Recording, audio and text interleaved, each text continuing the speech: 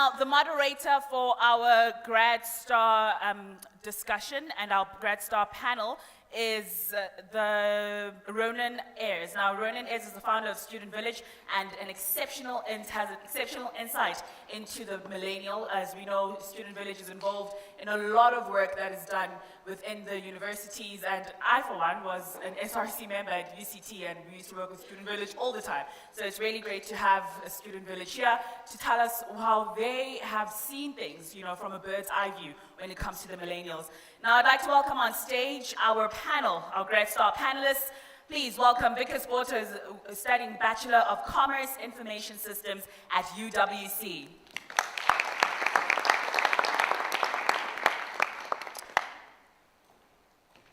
Welcome, Vikas. Please welcome Paul Sali with a Bachelor's of Engineering and Mechanical Engineering at the University of Pretoria. Welcome, Paul. And please welcome Sion Brown, who is studying an MB CHB at the University of Pretoria.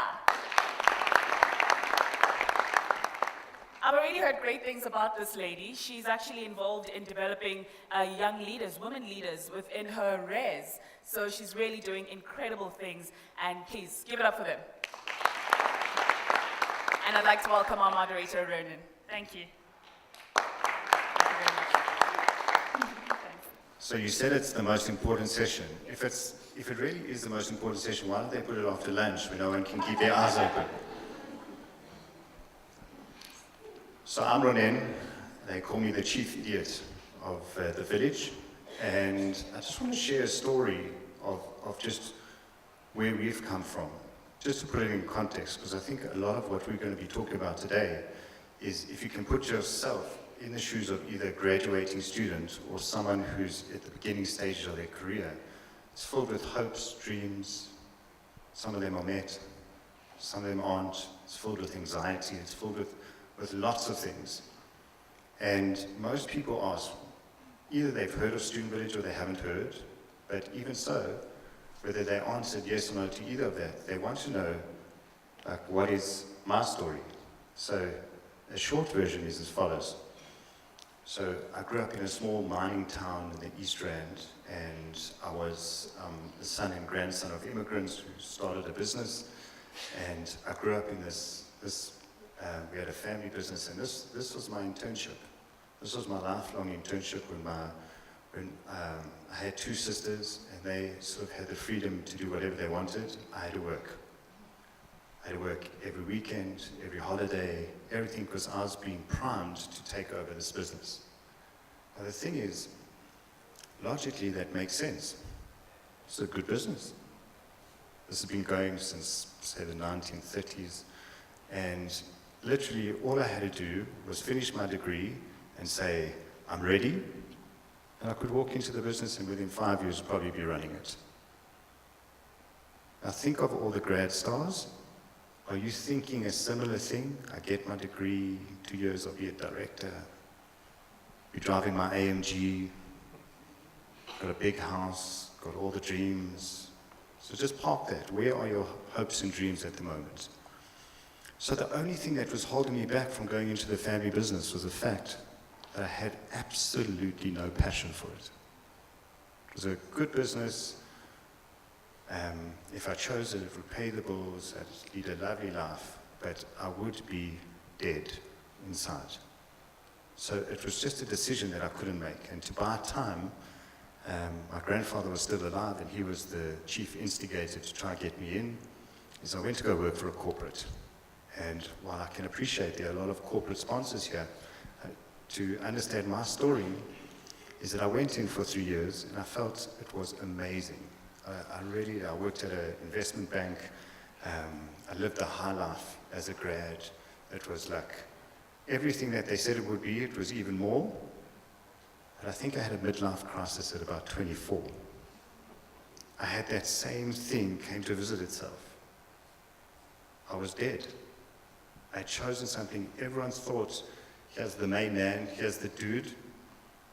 I get dressed in my suit, a bit like Paul. I was that at 24. I didn't have the fancy wheels to back it up, but everything else smelt of it, looked at it, like I was really about to take on the world. And most people thinking, well, he's heading places. Now the thing is, the company said to me, you are one of our rising stars. And weirdly, they used those two words. And they said, but you need to give us 5 to 10 years. How does that sound to you?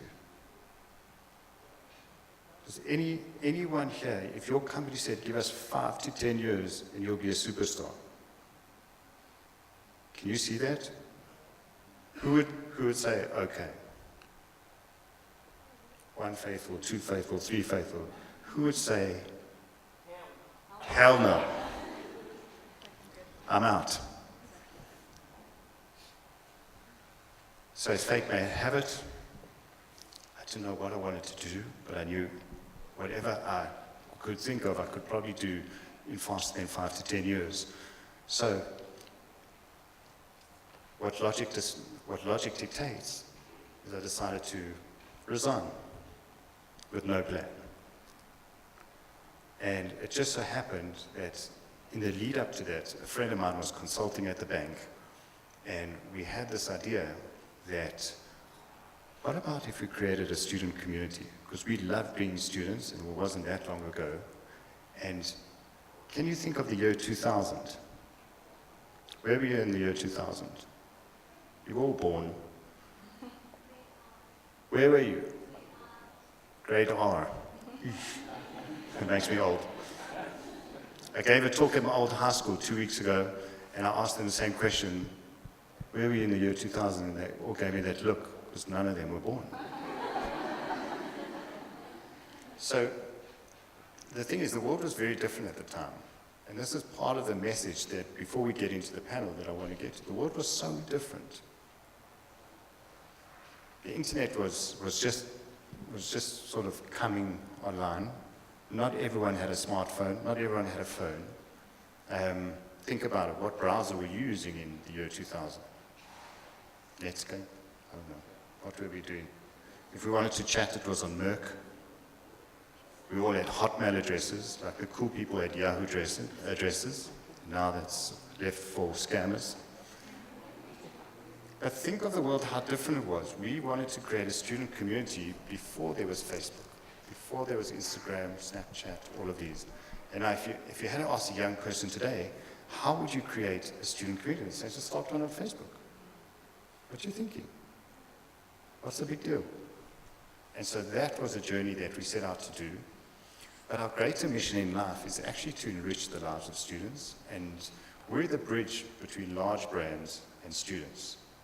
And our big, big dream is to positively affect 100 million students around the world. Are we there? No. Have we done a few million? Yes. And we're just starting up in India, and that will hopefully accelerate our numbers as we go.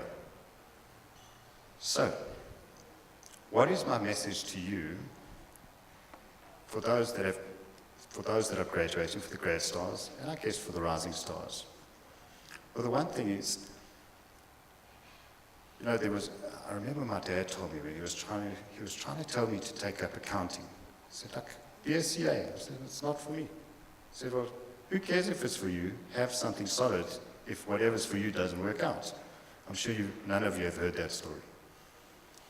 And they used to tell the stories, like when you're in first year and you look left and you look right, only one of you are going to get through. Well, guess what? If you take the same principle and you think only one of you are going to get a job, you could extend it further. If you look left and right, one of you are going to be replaced by a robot within the next 5 years.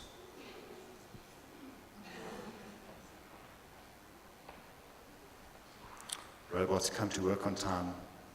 They don't get tired. They don't need motivation. They just need electricity. Robots are proving quite well at dealing with people. So if you want to extend it further, if it's not enough that you might not find a job. If you do have a job, you might be replaced by a robot. Or what else? If you look left and right, one of you are going to be doing something that doesn't exist today within the next 5 years. So my question is, do you think your universities or your workplace is preparing you for that scenario? Sounds like a resounding no. With that, I want to launch into our panel. I really want, I've been to many conferences. Most times the panel is the best time to catch up on your emails. It's a great time to catch in what's up on Instagram and Facebook. But I really want this to be engaging. I want to make sure that we're covering things that actually mean something. I don't want anything to be covered that you can just Google. Let's get into the hard stuff. Let's talk the good stuff. And three amazing panelists, I got to know them in about 5 minutes. There is more to know, but from what I did learn was amazing. And I think let's just start off with an intro. So if you want to just give a brief intro, we've heard what you've studied or where you've studied, but tell us a little bit about maybe what your hopes and dreams are right now, and one thing that either your employer or your parents don't know about you. Good afternoon, everyone. It's so lovely to be here. So, as I said before, my name is Cyan Brown, and I'm currently 3 months away from being a doctor, so I'm still studying at the University of Pretoria. In terms of my future hopes and dreams, I have 2 years of internship and community service thereafter coming up, but I'd really like to pursue an MBA and a Master's in Public Health and go into exploring how we create more equal access to our healthcare system for those who can't afford it in South Africa. So that's the long-term vision. And one thing my mom doesn't know about me, she doesn't know many, well, she doesn't not know many things, but this year, in the beginning of the year, I got put in a sling for a good 12 weeks, and on the 11th week, I think I just decided that enough was enough, and I was at this really great summer festival, and I went down a slippery slide in a sling, which, as you can imagine, caused an absolute disaster. And to this day, I haven't been able to tell my mom why I was in a sling for another 7 weeks. So I think that's the one thing she doesn't know about me at present. Okay, you're secretly safe. Good day, everyone. As Ronan said, my name is Paul. I am a graduate mechanical engineer from the University of Pretoria. I currently work at Arcon as a graduate mechanical engineer in the power generation section, the energy unit. And my aspirations for the next 5 years, I don't want to lie to anyone. I'm still figuring it out.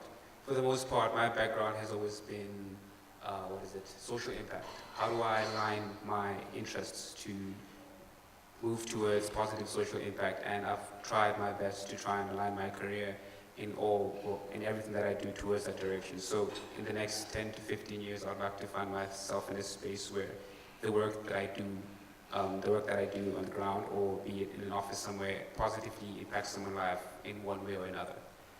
And something that my parents don't know, they know pretty much everything. But my boss, well, you don't really tell your boss everything.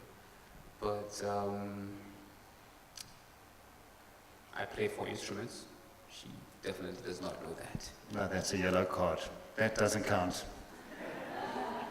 You need to dig deeper. Okay. I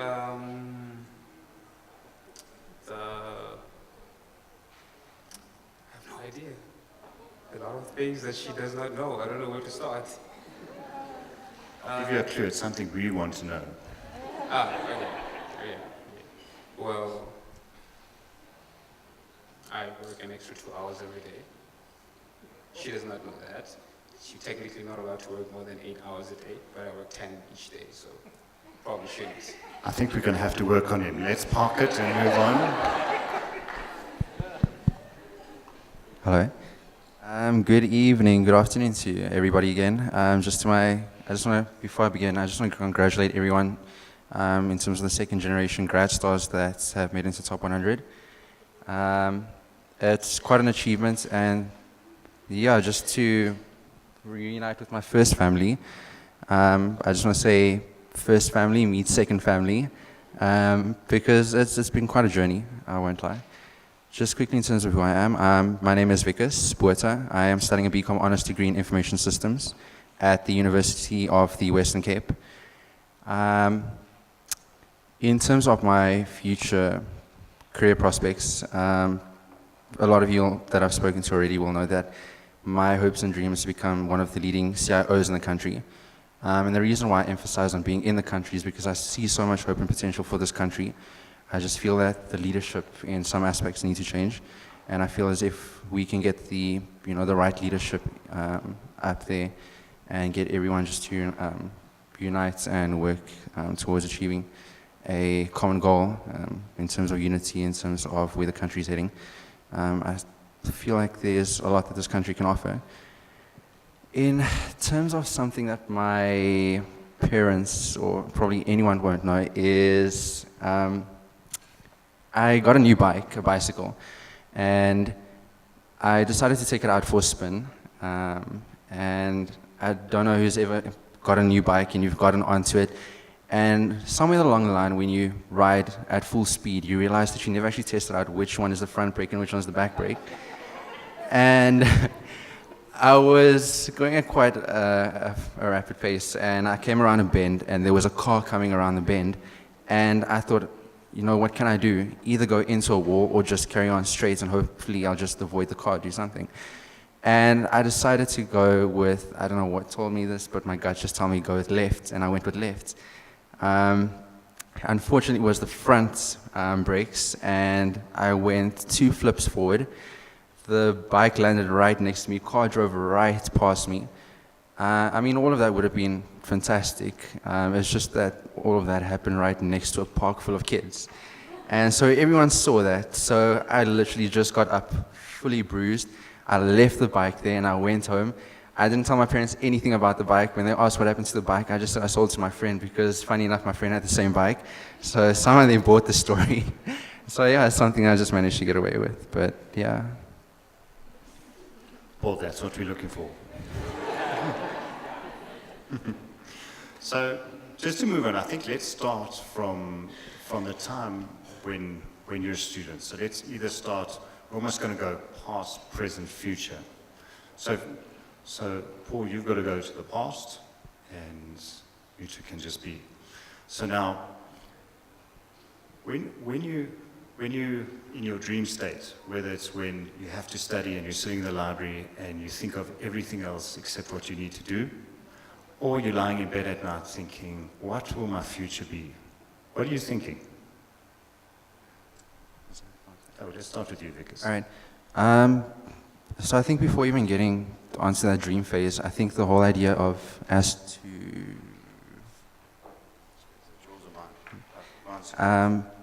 before even getting onto, like I said, the whole idea of dreaming, I come to a realization of why I'm actually studying.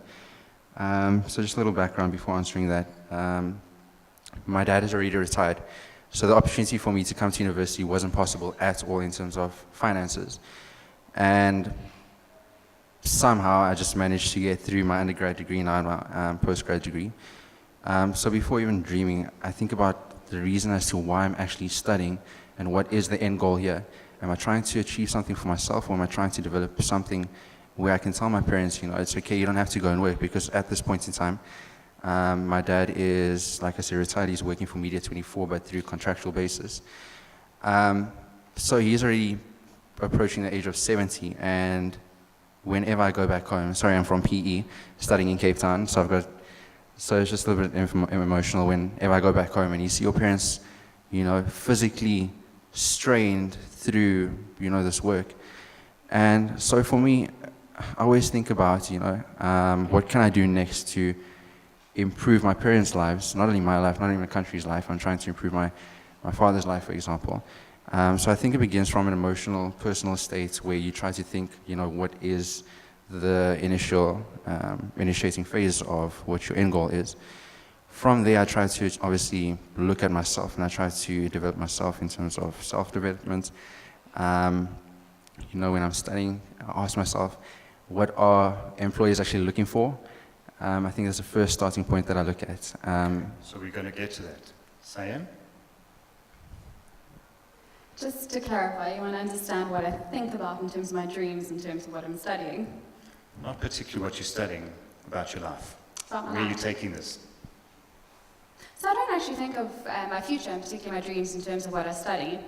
I think that's a very minor component, an appreciated and worthwhile component, but a very minor component, because I think that I don't see my studies and what I'm doing now as the start of enabling that dream. I see my lived reality, who I am every day, who I wake up to be every morning, and the minor changes I do or don't make on a daily basis to contribute towards the person I am, that can enable the future that I'd like as the important thing. So yeah, that really excites me. I think it's a really exciting phase of life to be in your 20s and to have so much to look forward to and so much opportunity.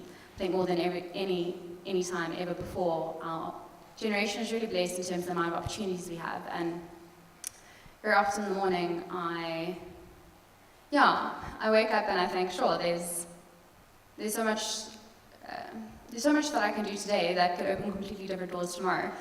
And in terms of healthcare and what I'm doing now, I think there sometimes is one place where it would help if I was more forward-focused.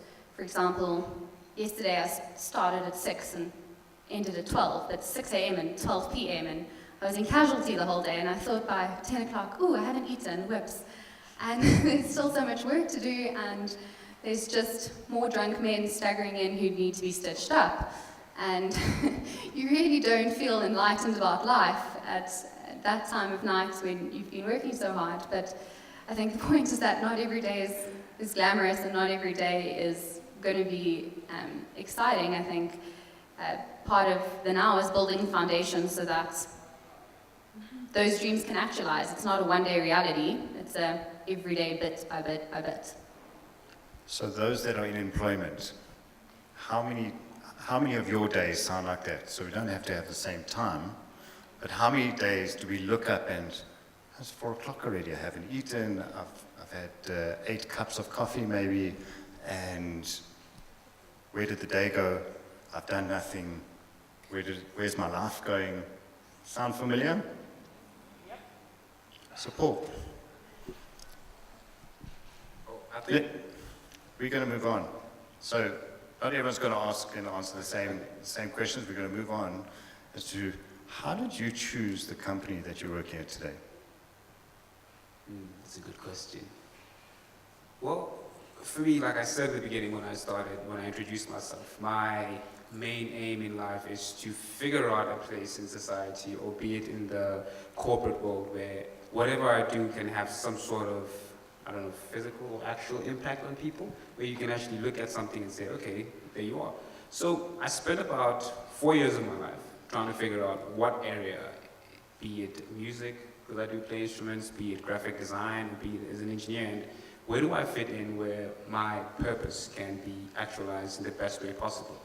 And I went through a list of possibilities, a list of companies, until eventually I worked with Engineers Without Borders for a few years, and the CEO at the moment sat me down and asked me a very interesting question. She looked at me in the eye and said, Paul, what does impact, what does positive social impact mean to you? And in that moment, there were hundreds and hundreds of answers that came to me. I said, it means this, it can be that, it means this, and it means that. And she says, so clearly you don't understand what it is that you want. You have to first define what it is exactly that you are actually moving towards before you can actually figure out the direction. So eventually we had a very long conversation with not just her, but a bunch of other people, and we came down to energy. Now, Africa is by far a very brilliant place to be, first of all. It's an amazing place because there's so much potential. There's so much that can still happen, and there's so much that is still happening. And one of the things that really fascinated me is energy, and how can we actually capitalize on the abundance of sunlight that we have in Africa, and all the resources that we do not have the skills to actually use. What do we do with all this? Do we just sit around and wait for someone to bring the technology, process our stuff, and then take it back and sell it back to us at an inflated price, or do we actually make the effort to make it work for ourselves? So I figured energy, renewable energy, figure out how we can perhaps use the deserts up in North Africa to actually generate power for all the villages downstream of Africa, and So I figured Arcon. Arcon is a nice consulting space. There's a lot of space to grow and learn from very interesting people who understand this industry very well. And that is how I came to Arcon as an energy graduate. So practically, did you stalk them on Facebook? Did you find them online? How did you choose them? We actually hosted an event on campus. We were trying to isolate companies so that they can come on campus and not specifically company reps like engineers or accountants and all that stuff. Who's we? Oh, it was myself and a few other final year students. What we wanted were the HR managers, because at the end of the day, they're the ones who actually sit down, for the most part, sit down with you and look for all the key things that the company wants. So we wanted their perspective of this whole journey of getting a job. So we invited them onto campus, and funny enough, Arcon was one of the managers we invited over. So one thing led to another. I was sitting in the technical director's office. We had a conversation. We liked the vibe that was going. And before you know it, I had a job application in, and then I was getting hired, and then I was working. So yeah. Okay. That sounds like quite a fairy tale story. It's like always has a happy ending. Yeah. That's amazing. How's it working for you? In terms of my job search or choosing a How are you preferred going company? about it? And tell us about your experience. All right, so how things are going right now is I've already applied for my master's for next year, but I've applied through it as a part-time student. So the end goal is to obviously work next year to get the practical experience so that I can rely back onto my theoretical work and see what the alignment is. So in terms of starting off and trying to find companies, I've probably applied to every grad program that you can think of in line with my field. And in doing so, I just want to give myself an opportunity to give myself different options to choose from, and not just say, okay, you know, Accenture would be my first choice, just apply to Accenture, and not apply to a company like Sasol. So for me, the first thing to do, and probably just a tip of information for everyone else that's wanting to apply for next year, is just apply for everything, because you never know where you're going to end up, especially looking for a job opportunity. You never know where you're going to end up. So, like I said, the first thing that I did was to apply for every grad program, and then I think in-depth knowledge was gathered at the face-to-face interviews, so where I get an idea of what the company culture is like and how the people are like, what the atmosphere and environment is like, and what the opportunity for development and growth is. And I think only then I'll be able to probably give a solid answer as to say, this is how I'm identifying my companies. What would you rank as your top 3 reasons you would join a company? Well, we can start with you. Yeah. So definitely, like I said, the culture. I think in terms of how the world is evolving, even though we're becoming more technological, the one thing that will always stay there is the human factor. So that's one thing that technology will never be able to process, is how we can communicate to each other and how we perceive each other to be. So I think definitely the company culture is one thing that I'm looking for. The other is definitely career opportunity and career development. Common example of a millennial myself. That's probably something that's probably more important than anything else from revenue, in terms of income, in terms of benefits the company can provide me. I think I'm looking for something where they can say, you know, this is what we have in store for you. This is possible projects, possible opportunities to collaborate with people and companies. So I think definitely career development, whether it be training or certification opportunities. And then definitely I just think in terms of communication, I think because of the technological world that we are in, like the keynote speaker said earlier, in terms of the digital environments having flat structures, I think that, you know, you want to be involved with a company where there isn't such a hierarchy where you need to go through certain individuals in order to get your idea through. Because the reality is, the current generation that we are in, we have so many opportunities and ideas for what the world can look like in the next 5 years even. So I think for me, I wouldn't want to go through the whole process of waiting to get to an individual to get my idea out there. So I think definitely the level of hierarchy. Paul? Definitely diversity, transparency, and growth. Diversity in the sense that I believe there's strength in difference. It's not necessarily if you have 4 of me, then you just have 4 of the same idea every single time. Transparency, the fact that I would love for my company to actually communicate with me, not treat me like a child. I don't want to be treated like a 4-year-old who does not know what they're doing. At least tell me what the problem is so that I can assess it for myself and then figure out what to do with it there. And that's one thing I love about my company at the moment is that when they have their annual budget speech or whatever it is that they do, they invite from your top level executives to your graduates. So everyone is sitting there, you understand why they tell you, we're not going to do this. You don't have any questions. So transparency is definitely important. And then growth. Obviously, as an engineer, I want to grow in my career. I want to move forward. I want to eventually become better technically, move into management or whatever. So that opportunity to grow has to be there. So yeah. Great. Saya?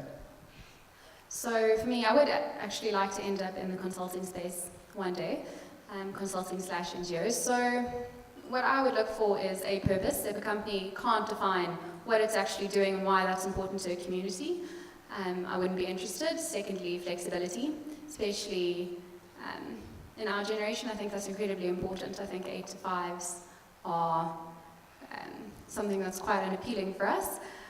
And thirdly, I think I'd look for a company with good leadership, and good leadership on all levels, not just an impressive CEO. And I think that's largely determined by what we prioritize as a company and just how they would go about their communication, their internal structuring, things like diversity management. Cool. Let's get to the nitty-gritty. So Paul, how long have you been working? Well, officially for the company now, it's 2 months. But before that, I worked for a startup for a few months as well. So yeah, it's about 6 months in general. And how's it going adjusting to this world of work? Well, it's definitely very different. Because when you find yourself in varsity, for example, doing my Mac Eng last year, the university assesses you based on a metric. There's an exam paper and there's a memo. So you write the paper and they check your answers against the memo and they tell you, okay, you did this wrong, you did that wrong, fix this and that. But moving into the consulting space especially where and this was interesting because on my second day, my unit manager came up to my desk and she says, okay, we have a project for you ready to go. And this is a few months out of varsity. I have 0 experience in the energy field at all. And she just drops a project on your table and says, you have to interface with the clients, get what the client requirements out of them, draft up a proposal that you have to submit to them, and then let's see where it takes us. So, and obviously now it comes down to relying a lot more on others to get the work done. So, and the difference is, in varsity you had the memo situation, but in work you don't have that memo situation. There is no memo. What they give you is literally what you have, and you have to build the memo technically.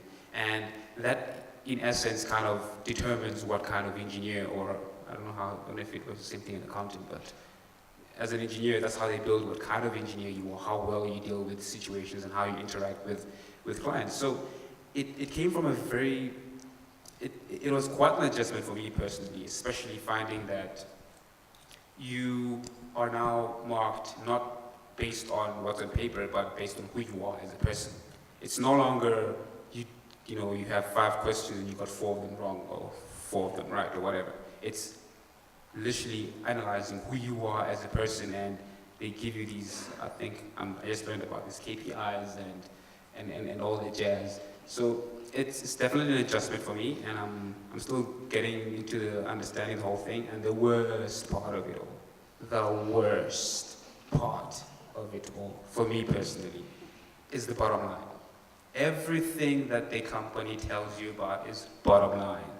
This has to be bottom line, but bottom line. At the end of the day, all they tell you about is what are you doing, how does it benefit the company, and how much money can we make from it. So for me, I feel like that's kind of an inhibitor in terms of my aspirations as an engineer to make some hectic change. Because now they literally tell you, no, you can't do that because it's not going to benefit the company. You can't innovate this way, no, because it's not going to benefit the company. How much are we going to make from that idea? tell them, no, but it's positive social impact, we're gonna help them. No, no. So for me, that has definitely been a huge stumbling block. So how does that sound to everyone else? I mean, in my experience, I've never felt companies are focused on the bottom line. Well, that's I'm just kidding. eh? So, do you get the sense that the company owns you? In a way, yes.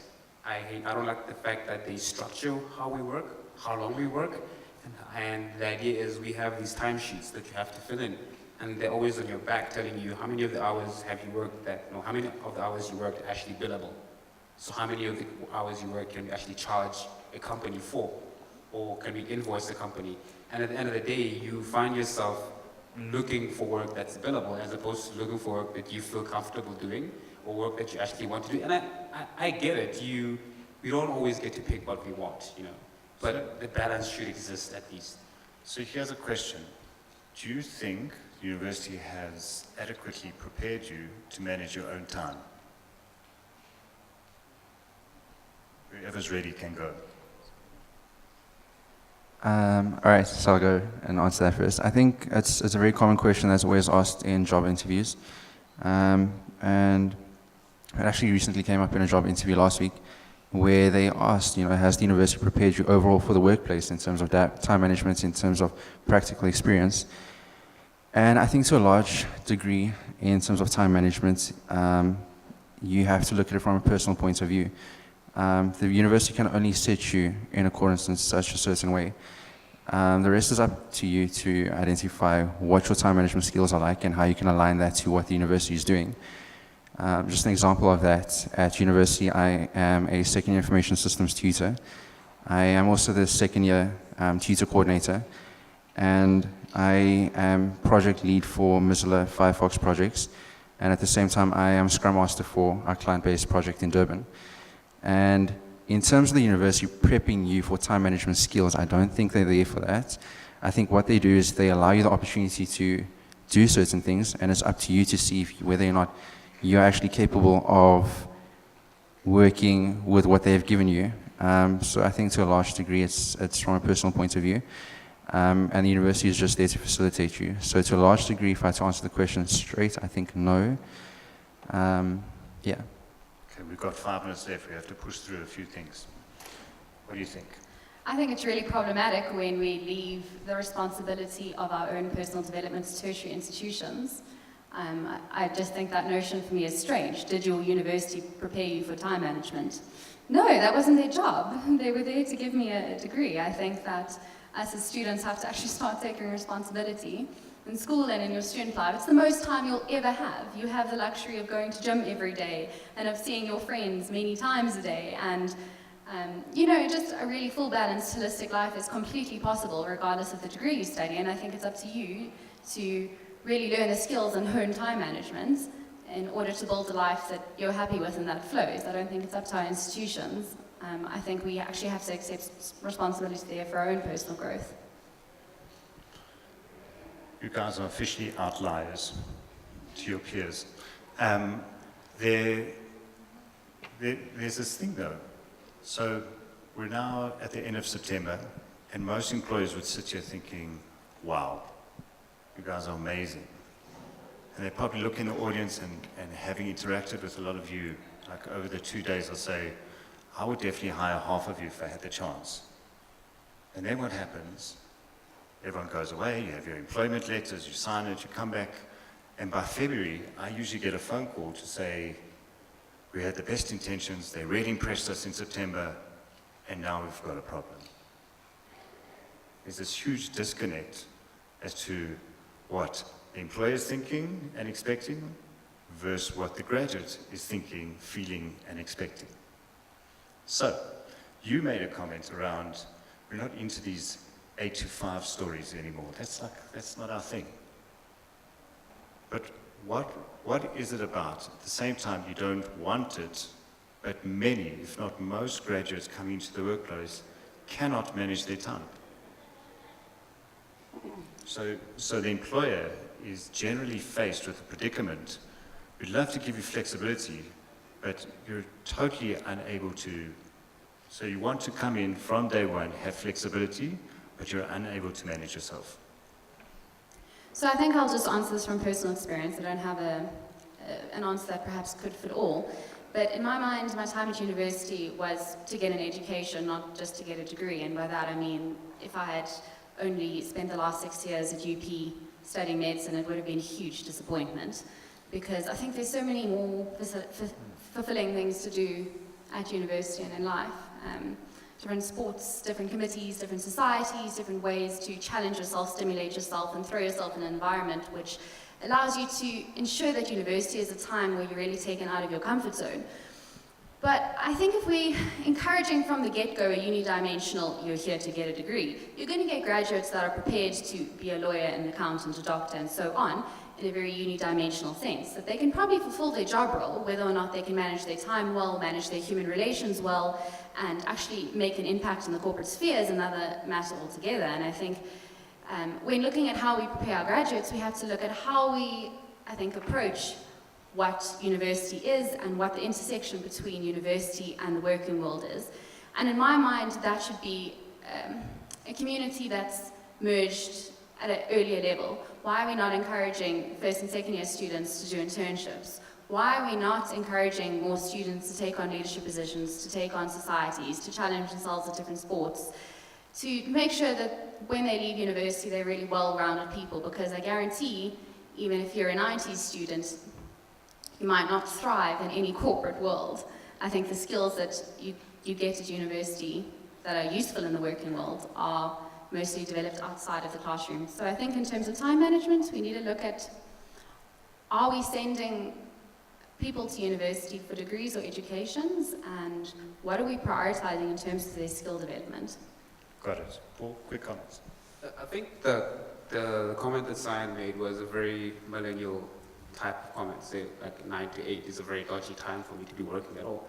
And I think to understand this, we have to understand the kind of people that you're working for and the kind of people that are working for you, especially for all the Gen X people in the audience right now. The way you were raised is not the way we are raised at the moment. There are certain things that you did then that we do not have the privilege to do now. I had a very weird experience at work the other day. I was in the library and I was looking for a book on energy because after sitting in front of your computer for 10 hours, eventually you get tired. So I wanted an actual book. I went downstairs. They had reshuffled the library, so they moved a lot of the stuff around. And I asked the lady, I'm looking for a specific book within the energy section. So she started running around for like 10 minutes looking for this section and she couldn't find it. And I looked at her and I made a comment. I said, this is why we prefer Google. She laughed, but for me in that I learned a lot. Because today I sit down in front of Uncle Google and within less than a fraction of a second I have the book that I want, with the ability to narrow down to a specific section. Whereas the Gen X would have to go through 10 to 3 hours to find that one little section. It built a sense of working hard and actually pushing towards a certain goal to get something that you want, which is something that we do not have with all the things that we have in our society and the influences around us did not give us that. So you cannot impose your idealistic way of doing things onto millennials and expect us to fold the way that you did or the way that you do it. How about we turn this around and say, how do we now capitalize on what you have and your abilities in this time and use that to actually build our profit margins or whatever it is that you have. But what we have right now is just Gen X and the baby boomers just saying, you suck at your job. And that's period, because you're not doing your job the way that I do it. And that's it, which is wrong. It should be, you suck at your job, but teach me how I can learn how to make you suck less at your job. You see, so I think that's the way I we think have that's to see it. amazing. Give him Yeah, a hand, we man. have- And we're going to give you a hug also. So here's my final question, because we're about to get kicked off the stage, is you're now the millennial manager. Your new grad team are about to arrive in January. What are the 3 most important things you're going to tell them to do? Not to do, but how they would get success. Find the bean bags, find the coffee, and no, that's not it. I think for me, one thing that I think which is true about millennials is this fact that we are entitled. Millennials have a very strong sense of entitlement, which is wrong, and it's primarily based on how they were raised. That is definitely something we all have to take into account, is how they were raised. No one just wakes up in one morning and you are what you are. Your surrounding determines what you are. So I would encourage millennials specifically to stop waiting for things to happen. You know, stand up, get up, do something. If you see something, they always say, if you see something, say something. Stand up, take your own destiny to your own hands. Stop waiting for things to drop into your lap so that you can do whatever it is that you want to do. So see an opportunity, jump on it. And, you know, we understand flexibility is a necessity, but the times you are supposed to work, you know, it'll be a good thing if you actually work. Because I've seen that it happens a lot. People complain about work hours, but yet they don't work in the hours they're actually supposed to be working. So it's simply put, you know, put in the effort, capitalize on the opportunities, and make something of yourself. That's basically it. I would find it problematic if I arrived at work and somebody was prescriptive as to what success was, I think. But if I was in that position, firstly, I don't think I would make such a great discernment between millennials and the other generations, in the sense that, yes, millennials are different. We have Generation X and Z and baby boomers all in the same environments, and I think underlying all these interesting social habits we're discussing in terms of millennial generation, we're all still human, and we still want to be appreciated, we want to be respected and valued in a workplace, and I think that underlines any communication and any interaction, regardless of your generation. And secondly, I think that we, as a generation, perhaps in the workplace and just in general life, need to consider that our lives outside of social media are equally, well, not equally, are more important than our lives lived on social media.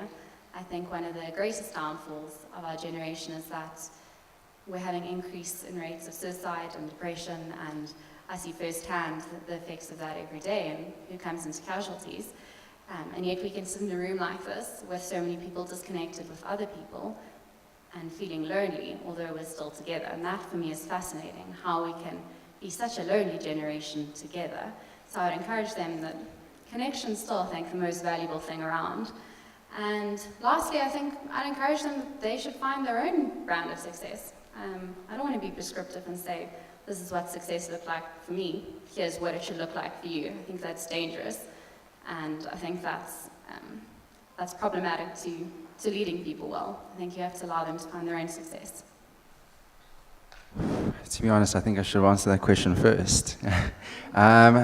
So if I were to take a different route looking at this, I think in terms of, you know, being in that position, for new graduates coming into the workplace environment, you know, the first thing I want to tell them is that you're not limited to your job specification. There are various opportunities for you to streamline into other business units. You know, you never know if your you know, the one specification, for example, that you're in can maybe influence another. And so I just want to use this example where I went for an interview at Sanlam and I applied for a BA program. And they said to me, although you're streamlining into the IT company, you're not going to just be fixated in working on the IT section of our business unit. You're going to be going into marketing, advertising, finance, HR, and get an idea of what actually goes around in those fields, so that when you are ready for the workplace environment, when you go out for proper employment, you have an idea of how these industries or fields work. So I definitely think in terms of, you know, not being limited to your job specification, having that opportunity to actually go out and experience and express yourself in other fields, definitely within the company. I think then definitely the one thing that will always stand out is flexibility, like my colleague said. Just an example in terms of flexibility, coming back to time management, on top of what I do at university, I also have a YouTube channel, but I'm not a full-time YouTuber. The purpose of my YouTube channel is for investment purposes. So on top of that, I've got various investment policies with various companies. So what I do is I analyze the stock market. So when people tell me in terms of time management, we don't have enough time, I'm like, please give me more things because I have enough time. Which is scary because we all want that 30-hour day. So I definitely think in terms of flexibility, allowing people to do what they want, because initially what can happen is the opportunity for growth and development can lead to a company's success. And then I also think in terms of the physical environment, I think, graduates don't want to come to that corner office situation or come into an office where you're seated at a help desk. I don't know, I think there's a large amount of graduates that I saw when we came here and we saw that there's free Wi-Fi. We're all sitting with our phones trying to identify where's this, connection. And what you see in today's business world is that people don't want that physical office. And the reality is if there's Wi-Fi accessibility, you can do your work wherever you are. You can be in your pajamas, your underwear, and you can still do, work of quality. So I definitely think in terms of the physical infrastructure, I think graduates aren't really looking into that. Well, guys, that was great. So there's so much more to talk about, and I would love to carry on, but we're about to get evicted. So in summary, if you think about what my panelists have been saying, so they're basically saying, recognize me, we all have the same feelings. The only difference is we've got different factory settings. We have the same emotions, we have the same desires, we're all human, we all want to be somebody. But how we get there, we've just got a different way of looking at things. Train me and develop me, rotate me around the business. I really want to make an impact and a difference to the world. And give me lots of feedback, like lots of awards, and make me feel good about it. And actually listen to what I have to say. It's not just a one-way street, it's not just one-way traffic. Let's have a reciprocal kind of relationship. So just to finish off, thank you very much. I would have loved to have questions, but maybe you'll find us after the break or in the bar. Cool.